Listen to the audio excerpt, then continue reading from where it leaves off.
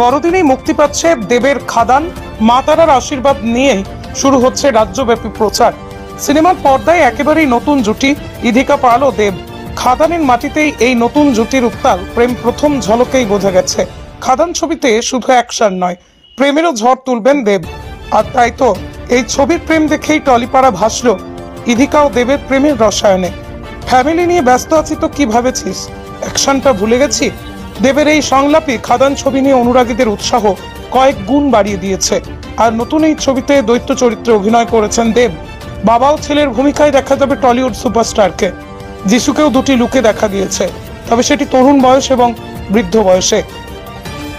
খাদানের প্রথম ঝলক প্রকাশ করেই অভিনেতা প্রযোজক দেব বুঝিয়ে দিয়েছিলেন এবারের বড়দিনে তিনি বড় পর্দায় বিস্ফোরণ ঘটাতে চলেছেন। দেব, যিশু, বরখা, ইধিকা এছাড়াও সিনেমায় অভিনয় করেছেন অনির্বাণ চক্রবর্তী, স্নেহা বসু, জন ভট্টাচার্য, সুজন নীল ভট্টাচার্য, বিশ্বজিৎ ঘোষের মতো অভিনেতা। উল্লেখ্য, বড়দিনের দিন দেবের জন্মদিন, আর সেই উপলক্ষে প্রতি বছর অনুরাগীদের জন্য এই সিনেমা উপহার দিয়ে আসছেন।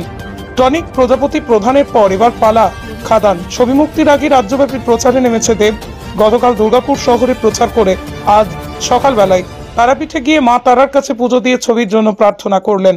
তাকে সামনে পেয়ে মন্দিরে পুজো দিতে আসা ভক্তরা সেলফি, অটোগ্রাফের আবদার করতে থাকেন, যা সামলাতেই তারাপীঠ মন্দির প্রাঙ্গণে উপস্থিত পুলিশকে বেগ পেতে হলো যথেষ্ট।